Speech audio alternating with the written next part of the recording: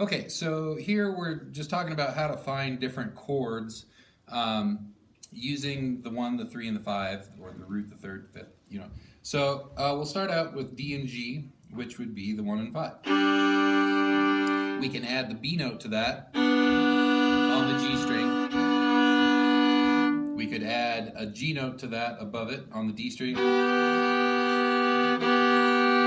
We could add the B note above on the A. And then we could go to a parallel 5th with the G and D on the A and E.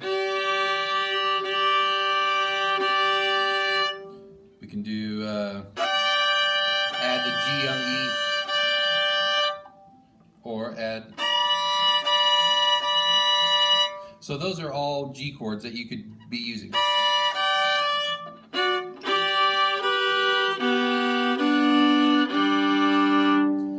So once you've got that, if you're figuring out the 1, 4, and 5 as far as chords, so if we were going from a G chord here, we could go to a C chord where we're playing the C note on the G string and an E note on the D.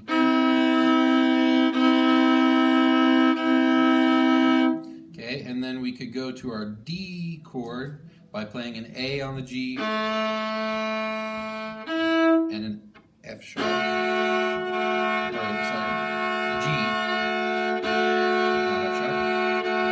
And then that would put us back to our G. So we've got a G chord, C, D.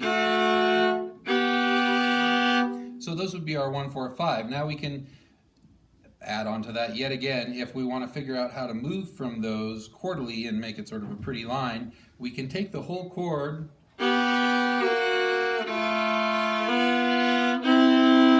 so I'm moving the line on the D string, moving down to that E note. And on the G string, I'm moving my note, which is a B, to a B flat, A.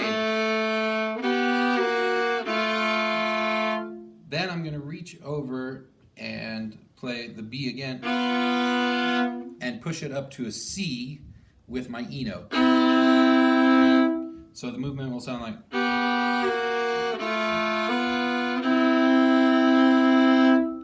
And then to get to that D note, I'm just going to move the line on the D string, which is right now an E note, to an F, and then up to an F sharp, and I'm going to drop down to an A note on my G string. So it's going to sound like. So all together.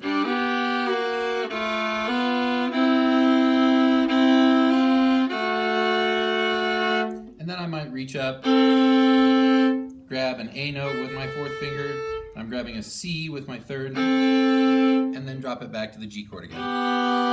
So we've got.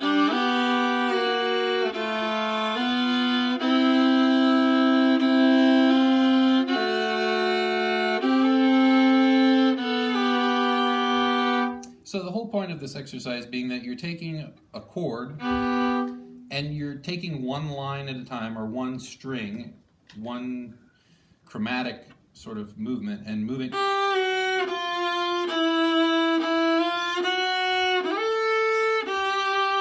Or.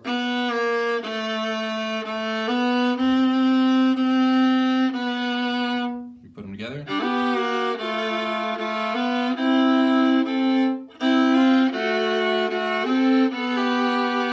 And you can move that around, you know, the.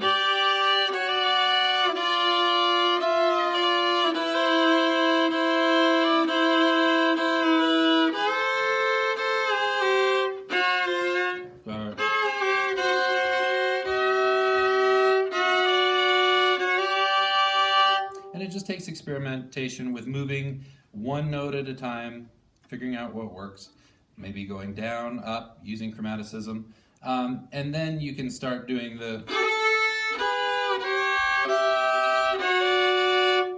where you're moving 2 lines at once, and for the master of that, see Bobby Hicks.